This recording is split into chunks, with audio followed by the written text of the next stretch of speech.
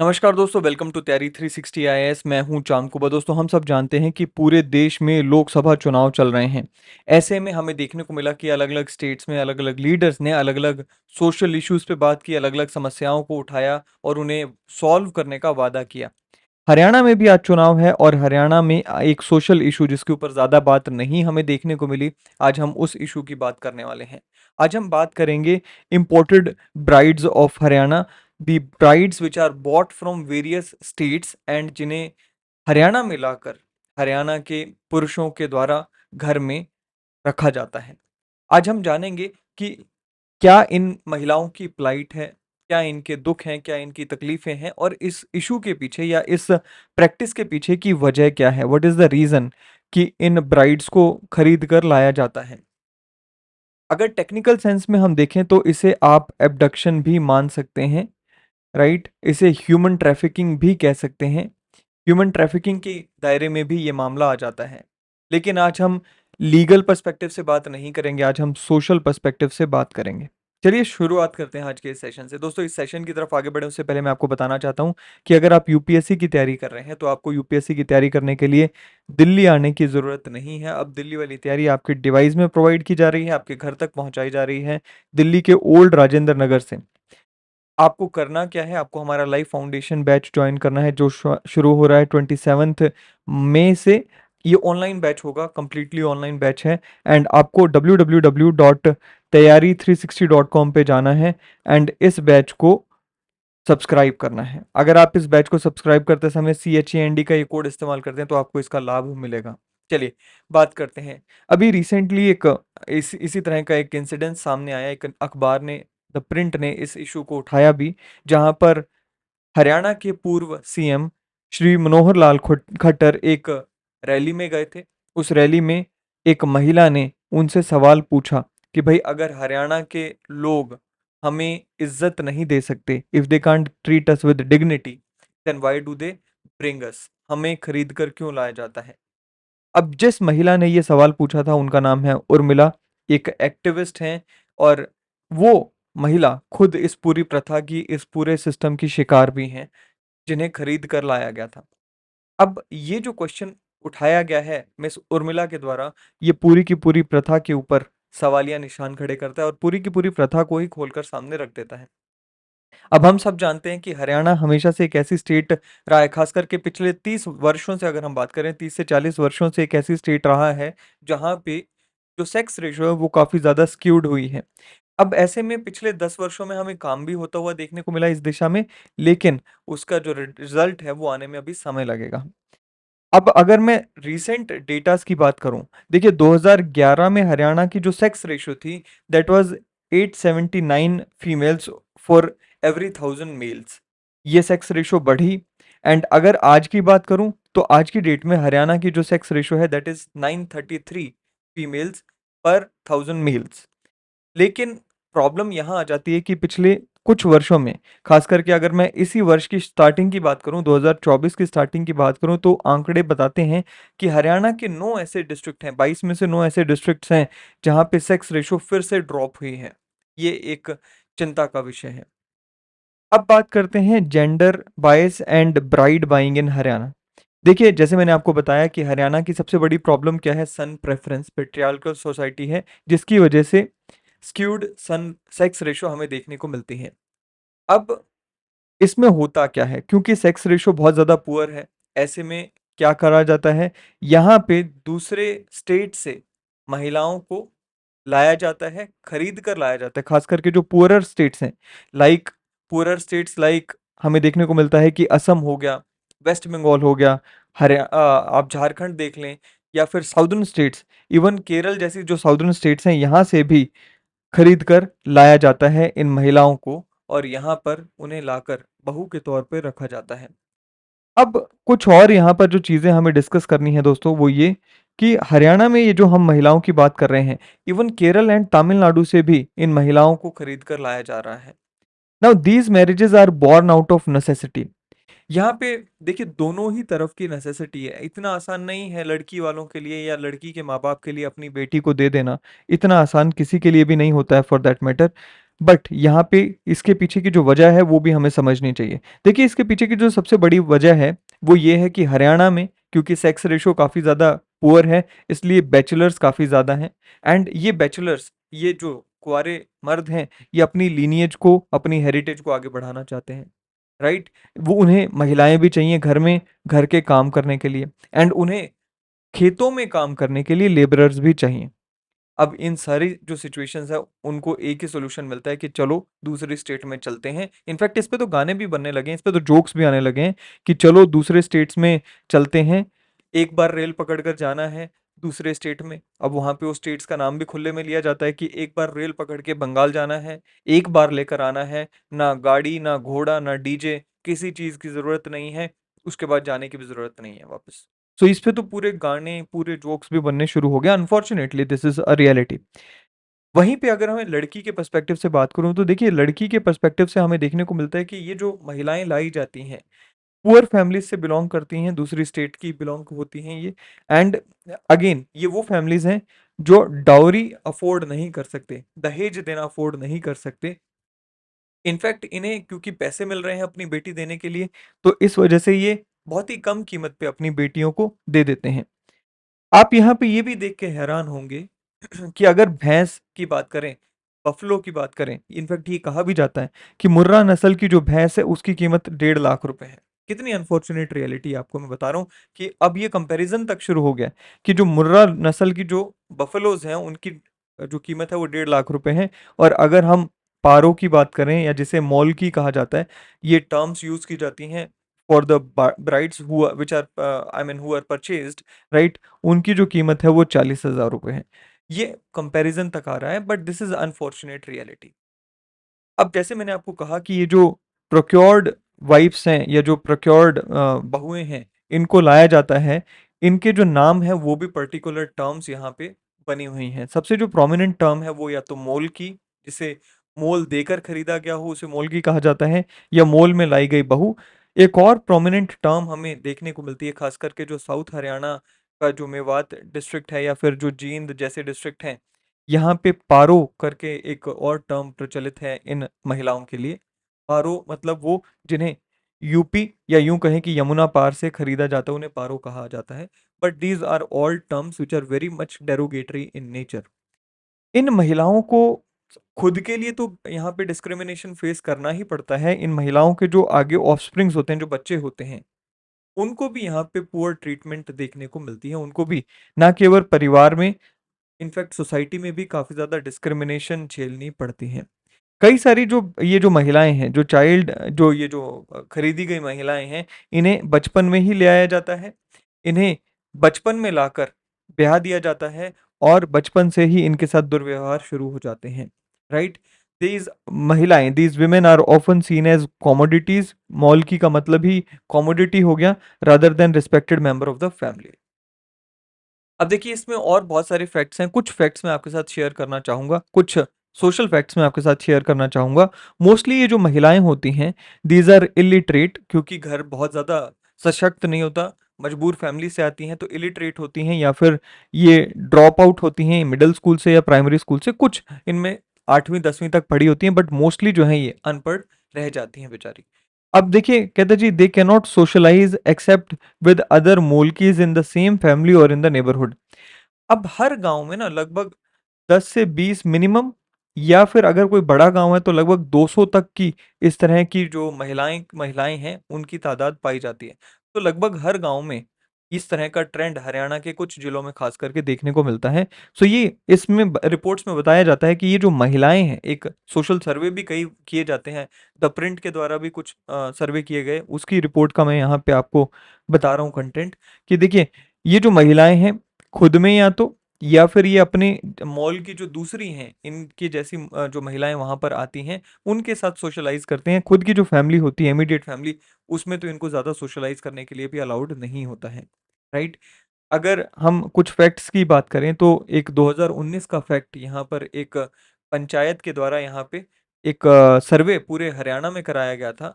जुलाना में एक पंचायत थी जिन सरपंच का हम नाम सुनते हैं, जिन्होंने सेल्फी विद डॉटर के ये कैंपेन चलाई थी, उनकी ये स्टेटमेंट है, उनका ये मानना है या उनका ये कहें कि कहना है कि हरियाणा में 2019 में 1.3 लाख मोल की बहूज थी।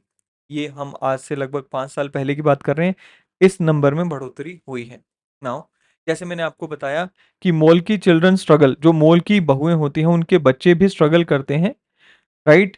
Now molkis children struggle to find the brides within the state. अब जैसे मान लीजिए कोई महिला है, वो आई एक परिवार में बसी, उसको बसे हुए 25 साल हो गए, उसके जो बच्चे हैं वो भी बड़े बड़े हो गए, राइट। नाउ ये जो बच्चे हैं, इन बच्चों के ऊपर भी टैग लग जाता है कि भाई ये जो बच्चा है इसकी माँ मोल की थी, इसलिए इस बच्चे के साथ हमारी बच्ची की शादी नहीं हो सकती या हमारे बेटे की शादी नहीं हो सकती। कोई भी हरियाणवी फैमिली इन बच्चों को अपनी बेटी देने के लिए डरता है, इसलिए ये जो ट्रेंड है ये फिर दोबारा शुरू हो जाता है, राइट। चलिए कुछ और फैक्ट्स की अगर मैं बात करूं तो जैसे मैंने आपको बताया कि ये जो महिलाएं हैं जिन्हें हम मोल की महिलाओं के नाम से या पारो के नाम से जानते हैं, these are frequently mentally troubled as a result of all such kind of circumstances. खास करके डोमेस्टिक वायलेंस इनके साथ बहुत ज़्यादा देखने को मिलती है। एंड सबसे बड़ी प्रॉब्लम क्या आ जाती है कि ये ऐसी सिचुएशन में कंप्लीटली अलोन हो जाती हैं, क्योंकि आप देखेंगे कि ये महिलाएं छोटी उम्र में ही आ जाती हैं। कोई झारखंड से आ रही है, कोई बंगाल से आ रही हैं, कोई तमिलनाडु से आ रही हैं, कोई केरल से आ रही हैं। इनके पास वापस जाने तक का कोई ठौर ठिकाना नहीं होता, इनको पता ही नहीं होता कि हमारे घर जाने का रास्ता क्या है। सो कंप्लीटली आइसोलेटेड अलोन हो जाती हैं। And they are not that much I mean aware about the area also, and they are not even having that much of courage. इस तरह की सिचुएशन में फंसी होती हैं कि इतना साहस भी नहीं होता कि वो पुलिस तक अपनी बात पहुंचा सकें या अपने घर वापस लौट सकें, राइट। नाउ जैसे मैंने आपको बताया कि people who procure these brides from the other states are always concerned कि ये जो महिलाएं हैं ये कल को फैमिली की प्रॉपर्टी में स्टेक करेंगी, क्लेम करेंगी, अपना हिस्सा मांगेंगी, राइट। जो जो फैमिली की एंसेस्ट्रल प्रॉपर्टी है उसमें कहीं अपना हिस्सा ना मांग ले। इस वजह से इन महिलाओं के इवन वोटर कार्ड तक या आधार कार्ड तक नहीं बनाने दिए जाते हैं, ताकि कोई लीगल प्रूफ ना हो कि ये महिलाएं इस फैमिली से बिलोंग करती हैं, इस गांव से बिलोंग करती हैं। तो ऐसे में होता क्या है, जो इनके लीगल राइट्स होते हैं। अब देखिए कोई महिला है, वो किसी घर की बहू बन गई तो उस घर में भी उसके कुछ लीगल राइट्स हो जाते हैं, उसके पति के ऊपर भी उसके कुछ लीगल राइट्स हो जाते हैं।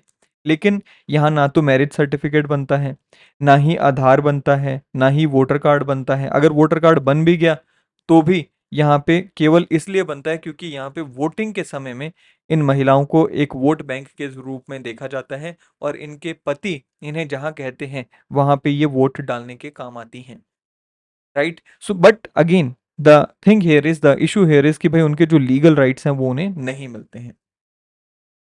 कहते जी हर गांव में, जैसे मैंने आपको पहले भी बताया कि हर गांव में लगभग 10 से 12 ऐसी महिलाएं देखने को मिलती हैं। कुछ गांवों में तो ये आंकड़ा 200 से ज़्यादा भी हमें देखने को मिलता है। अब यहाँ पर ये भी नहीं है कि कुछ पर्टिकुलर कास्ट में ही ऐसा देखने को मिलता है, सो कॉल्ड लोअर कास्ट में ऐसा देखने को मिलेगा, ऐसा नहीं है। हरियाणा में लगभग हर कास्ट में इस तरह की महिलाओं को बहू बनाकर लाया जाता है, चाहे वो जाट हो, ब्राह्मण हो, यादव हो, मुस्लिम हो या फिर रोड कम्युनिटी हो, right. This trend is unlikely to stop, ऐसा कुछ लोगों का मानना है। नाउ इसमें एक चीज और भी है, ये आप कह सकते हैं कि ब्लेसिंग इन डिस्गाइज कह सकते हैं, कि भाई इस तरह की जो शादियां हैं उससे इंटरकास्ट मैरिजेस को हमेशा बढ़ोतरी मिली है।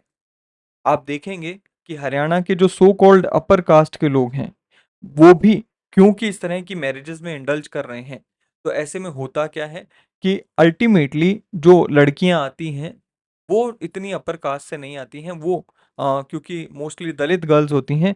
तो ऐसे में जो ये इंटरकास्ट मैरिज है इसको बढ़ोतरी मिली है, और जो कास्ट सिस्टम है इस पे कहीं ना कहीं हमें देखने को मिला है कि स्ट्राइक हुई है गवर्नमेंट की तरफ से। एंड सोशल रिस्पॉन्सेज क्या क्या हैं वो हम देखते हैं।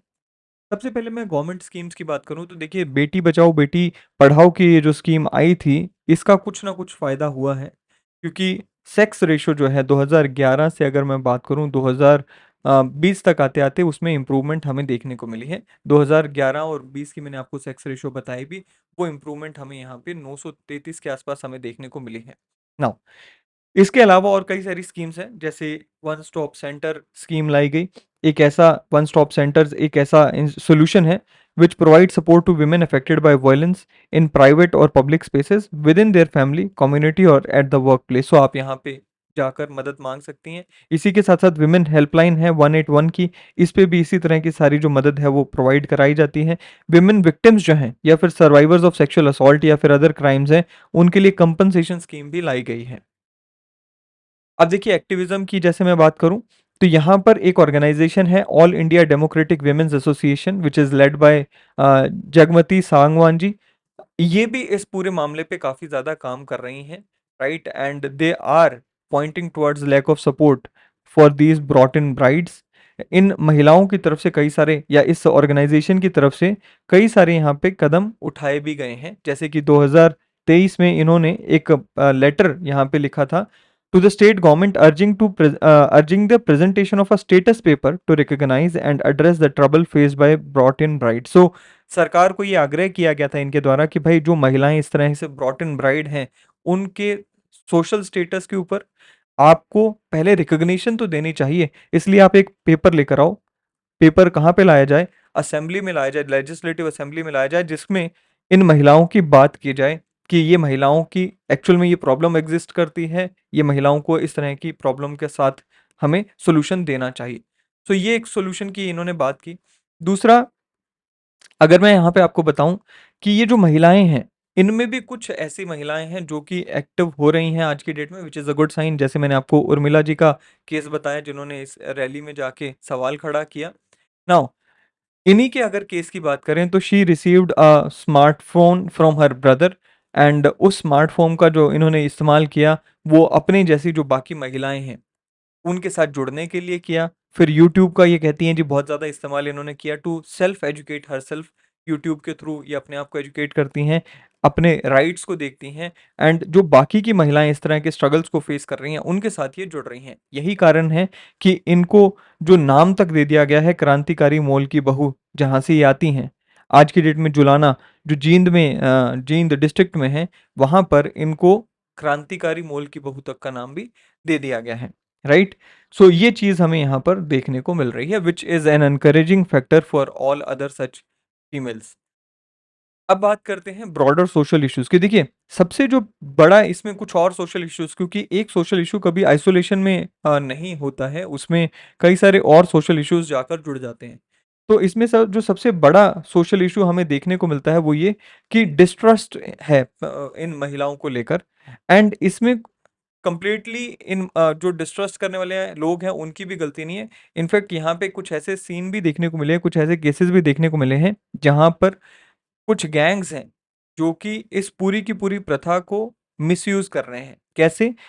अब देखने को मिला कि दिल्ली में कुछ ऐसे गैंग्स हैं जो कि मोल की बहू के नाम पर लड़कियों को घरों में भेज देते हैं। वहां पे वो लड़कियां कुछ दिन रहती हैं, रहने के बाद वहां पर लोगों का जब ट्रस्ट जीत लेती हैं, तो वहां पे कपड़े, गहने, पैसे लेकर वहां से फरार हो जाती हैं। Now these kind of gangs have also become operative, and यही एक वजह रही है कि जो वहाँ जो जो हरियाणा के लोग हैं जो कि इस तरह की मोल की बहुओं को लेकर आते हैं, उनका जो डिस्ट्रस्ट है टुवर्ड दीज वेमेन वो और ज़्यादा बढ़ा है, राइट। नाउ इकोनॉमिक फैक्टर भी यहाँ पर हमें देखने को मिला है, वो ये कि जो अनएम्प्लॉयड यूथ है हरियाणा में, वो भी इस तरह की प्रैक्टिस में, अब देखिए बहुत सारे लोग हैं जो कि इस तरह के प्रैक्टिस में जाते हैं। उसमें सबसे पहले यहाँ पे मैं एक रिपोर्ट पढ़ रहा था जिसमें लिखा हुआ था मैरिज मार्केट में कुछ ऐसे लोग हैं जिनकी डिमांड नहीं है। Now this was written in a report, जो मैं ये खुद नहीं बोल रहा हूँ, कि मैरिज मार्केट में कुछ ऐसे लोग हैं जिनकी डिमांड नहीं है, जैसे कि जिनके पास लैंड नहीं है, जिनके पास जॉब नहीं है, या फिर जिन जो डिफरेंटली एबल्ड हैं, दिव्यांग जन हैं, राइट। सो ऐसे वो लोग हैं जिनकी मार्केट में डिमांड नहीं, मैरिज मार्केट में डिमांड नहीं। So unemployment is one such factor जिसकी वजह से इस पूरे के पूरे ट्रेंड को, इस पूरी की पूरी प्रथा को बढ़ावा मिला है, जहां पर जो लोग अनएम्प्लॉयड हैं और अनएम्प्लॉयमेंट की वजह से जिनके पास लैंड नहीं है, कोई काम नहीं है, जिनको इस वजह से केवल बहुएं नहीं मिलती हैं, वो लोग क्या करते हैं, अपना घर बढ़ाने के लिए बाहर से जाकर दूसरी स्टेट से महिलाओं को ले आते हैं। अब कॉल फॉर चेंज में अगर हम बात करें कि इस पूरे सिस्टम में अगर बदलाव लाया जाए तो कैसे लाया जाए? देखिए सबसे पहले तो ये एक आवाज़ उठाई जा रही है कि कंपल्सरी मैरिज रजिस्ट्रेशन होनी चाहिए to collect the data on bought in brides. And address their issues. So सबसे पहले अगर कंपल्सरी मैरिज रजिस्ट्रेशन भी होनी शुरू हो जाए तो इस पूरी की पूरी प्रॉब्लम की तरफ एक कदम हम आगे बढ़ा लेंगे, राइट। दूसरा ये है कि भाई जेंडर बायस को हमें एड्रेस करना होगा। जो हमेशा से स्क्यूड रेशो हरियाणा में काफी टाइम से रही है, वो क्यों रही है? क्योंकि जेंडर बायस है, लड़कियां नहीं चाहिए, लड़के चाहिए। तो उसके लिए जो एटीट्यूड है सोसाइटी का, उसमें बदलाव लाने की जरूरत है, जिसमें कई सारी जो कैंपेन्स हैं, जैसे सेल्फी विद डॉटर हो गया, राइट। सेल्फी विद डॉटर करके एक कैंपेन चली थी, या फिर बेटी बचाओ बेटी पढ़ाओ वाली जो स्कीम है वो हो गया, और भी बहुत सारी स्कीम्स हैं, आपकी बेटी हमारी बेटी, इस तरह की जो स्कीम्स हैं हरियाणा में, वो सब काफी ज्यादा कारगर हो सकती हैं।